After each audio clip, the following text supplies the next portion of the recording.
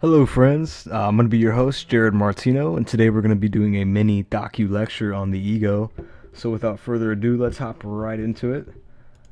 So, as humans, we have this grand and expansive consciousness that allows for self reflection and judgment, the ability to conceptualize between good and evil, right or wrong, and the ability to perceive ourselves as individuals and to attribute self importance. But is any of this real, or is this just an illusion fabricated from the essence of our egos, in order to make ourselves feel important and to rationalize that there must be more to life than what is at the surface? Freud's concept of the ego includes the id, our needs, and the superego, our capacity for perfection and morals, and stuck between these two magnetic forces is the ego itself. So my thesis is, yes, indeed, there is much more to life, and this concept helps us to understand that the ego is humanity's open wound. It is responsible for all the suffering in our existence, and it is responsible for masking the divine spark of the soul that resides within us all. So, the first and perhaps the most important aspect of Freud's concept of the ego is what's known as the id. It is the primitive and instinctive component of personality, consisting of all inherited components of personality at birth. In other words, it is your unconscious brain at work. The id is constantly driving you to make certain actions throughout the day to fulfill your instinctual and primal needs such as eating, sleeping, breathing, fight or flight, sex, the drive to reproduce, etc. It's a force program to not just survive and skim by, but to thrive and to flourish within our world. According to Freud, we are born with our id.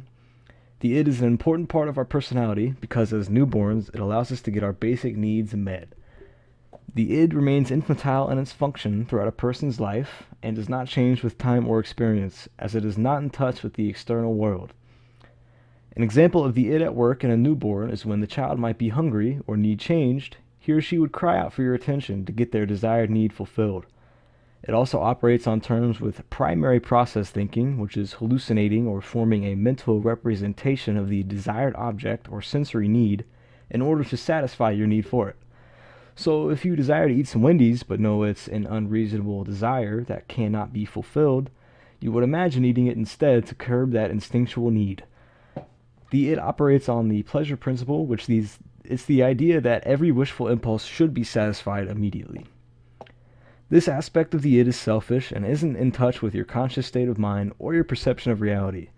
It's also constantly being regulated by hormones. Testosterone for males and estrogen for females regulates mostly libido, sex drive, bodily growth and development. Melatonin regulates need to sleep, and dopamine and serotonin play probably the most vital role because they reinforce the id's pleasure principle, because they are your pleasure hormones, released upon satisfying your primal urges, among other things your subconscious and conscious might deem rewarding. So the next important component in Freud's concept of the ego is the superego. The superego incorporates the values and morals of society, which are learned from one's parents and others. It develops around the age of 3 to 5. The superego is also better known as your moral compass or your capacity for perfection, ideals, and morals. The superego is synonymous with consciousness itself, though much of it also resides within your unconscious mind. This consciousness does have the capacity for self-reflection and judgment, and the ability to interpret oneself as an individual and to attribute self-importance, unlike any other animal in the kingdom. The superego is responsible for the ideal self, or the ego ideal, and this is the imaginary picture of how you ought to act in relation to the values instilled within you from external stimulation and interactions within your society. So this ideal picture of yourself isn't where you're at in the current moment, though it's who you're striving to be, because in your mind you've justified that would make you a better, more important, and well-regarded person in relation to what your society values. So it represents career aspirations, how to treat other people, and how to behave as a proper member of society. The superego is also responsible for the innate desire to fit in at the supreme level. This innate desire to fit in at the supreme level is responsible for much of our changes in personality. So for example, if you're really into heavy metal music like I am, and you see the way a guitarist is captivating the audience with technique, you might look up to this guitarist as your hero because it's not just you who's moved by his music, but you can see an entire audience regarding this person as their hero. So you set out to master the guitar too, so that you can one day stand on that stage just like your famous guitarist. because in your mind you've justified that this would make you a better, more highly regarded and acclaimed person. As stated, it's not something you're born with, but rather it's developed over time when you begin to realize that other people have needs, desires, and dreams too.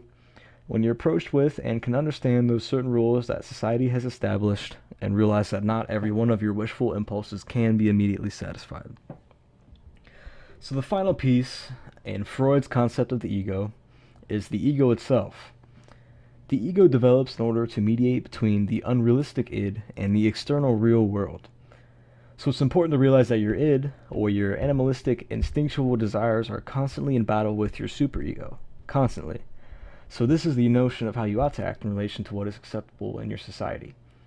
What's created in the middle of this constant war is the state of consciousness that you are at in the current moment, or your ego itself. An example of this would be your id telling you to fulfill your desire to gorge yourself on chocolates, but your superego telling you, wait, you're on a diet. The ego also operates according to reality principle, so it means it is working out realistic ways to satisfy the id's demands. This means that the ego is trying to fulfill your subconscious needs, but within the confinements set by your superego. So many times you find yourself making a rational agreement between the two. Rather than the 20 chocolates your id desires, you settle for one to appease both sides. But often the ego is weak relative to the headstrong id. Freud said himself, the ego is like a man on horseback who has to hold in check the superior strength of the horse. The ego is also responsible for judging and interpreting your current position in life, and basically it is who we think we are right now. In the moment, it technically is who we are. Whatever we do for whatever personal reasons can pretty much be attributed to the ego's current state right now, and whether or not it's succumbing to your instinctual desires or the ideals of perfection attributed by your superego will determine your actions in the current moment.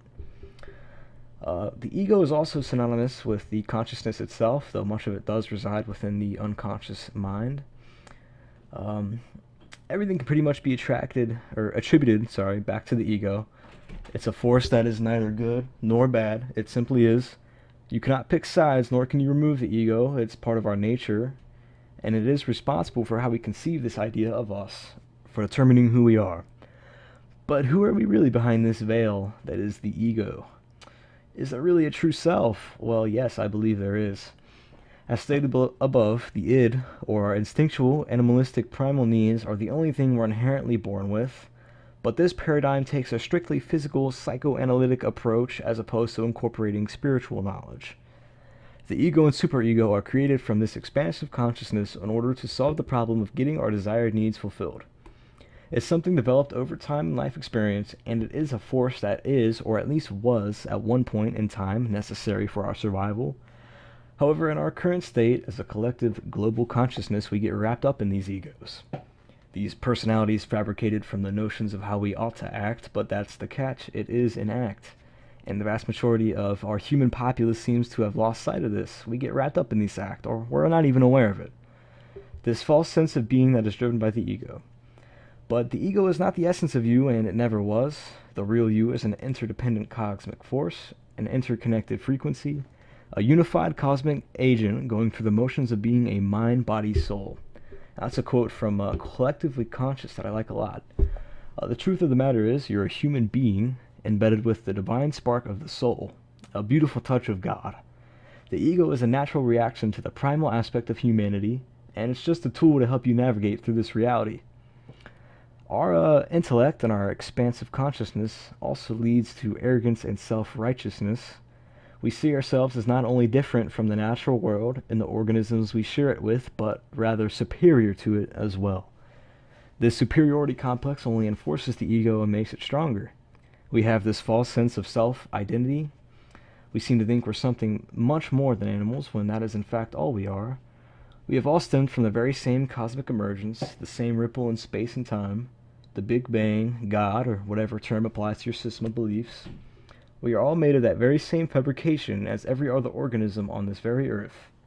We aren't so different at all. So we can take this concept of the ego and apply it to everyone we know, even the entirety of our collective society, and suddenly the curtains come crashing down around you.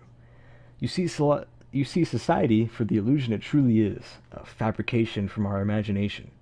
The concept of rules and government have no literal value, only the value we instill within it through belief. pretty similar to how our absurdly broken fiat currency system works, and that's led to trillions in debt, not just in our nation, but worldwide. We can understand that money and the materialistic consumer mindset we were all conditioned to have from birth is really just a sham, a never-ending cycle of consuming, when the reality is you can't live your whole life attaching self-worth to material possessions. You must find that self-worth from within. We can understand now that every choice that nearly everyone makes was intended to either fulfill our human needs or to adhere to the rules of our superiority complex, our superegos. The ego is responsible for all of the destruction we've wrought upon this world as well, and our never-ending conquest for self-gratification, fulfilling our programmed way of not just surviving, but to thrive and to master our world. And as a result, all the luxuries our materialistic hearts can desire. We are oblivious to the fact that you cannot achieve great personal wealth through obtaining literal wealth. But another result that wasn't quite intended is the slow but steady death of Mother Nature herself. Forest fires, flash floods, oil extraction, animal slaughterhouses, the gaping hole in the ozone, the collective and steady melting of the ice caps, plastic debris littering the oceans, human waste dumps, entire mountains being razed to the ground for coal, oil, and precious metals, all to fuel industrialism, millions of pounds of CO2 released into the atmosphere from our cars, factories, and power plants every day, trees in the Amazon being mowed down, entire palm tree forests being purposely set on fire for the extraction of palm oil, just so you can enjoy a simple bag of Dorito. Tons and tons of sewage being dumped into waters every minute, and even full-scale nuclear war. Us walking apes don't need nuclear war to settle the score, and our fruitless attempt to cover up the harsh realities that exist within our world. And in an attempt to mask the pain we must endure, we've all put on our own mask, and fabricated this grand ideal of how the world ought to be, all stemming from our imaginations. A painful truth, once it is realized, is that you cannot have moments of joyous bliss without experiencing the dreary depths of despair. In this process, we've destroyed and continued to desecrate the natural cycle of life, yet we continue to push the envelope. If we continue on this egotistical path and revel in our luxuries, our sins, there won't be much earth left to take from. Soon to be a hollow shell, devoid of the beauty we've once known and loved. But there still is hope left in this world, still time to change our ways. There's no way to remove the ego. We've become far too entrenched in this way of being, but we can foster it. We can nourish it and build it up, in the process lifting us up to this higher plane of consciousness that sees the error in our ways. If we nourish our ego, we can feed the soul. We must reconnect with spirituality, and no, religion is not necessarily necessary. It's going to be tough work, and the road ahead isn't easy, but through a collective consciousness that is finally beginning to wake up in every sense of the term, we can stand together and oppose the destruction our egotistical way of being has inflicted upon Mother Nature. Instead of being immersed in our superiority complex, we can come down from our high horses and become one with the natural world again. Realize that if our egos are superficial, we are in the driver's seat. It is up to us to be the change we wish to see impacted in the world. Mahatma Gandhi. Thank you for listening. That was a small mini docu-series on the ego. I hope you all enjoyed it. Hope you all took something away from it. I'm open to any constructive criticisms. This is my first time doing a work like this. And this is a school project, but I had a lot of fun doing it, and potentially interested in making this YouTube channel a hub for philosophy and spirituality and all of those other crazy interests. So if you like what you hear, let me know, and potentially there might be more coming your way. Thanks, and have a wonderful day.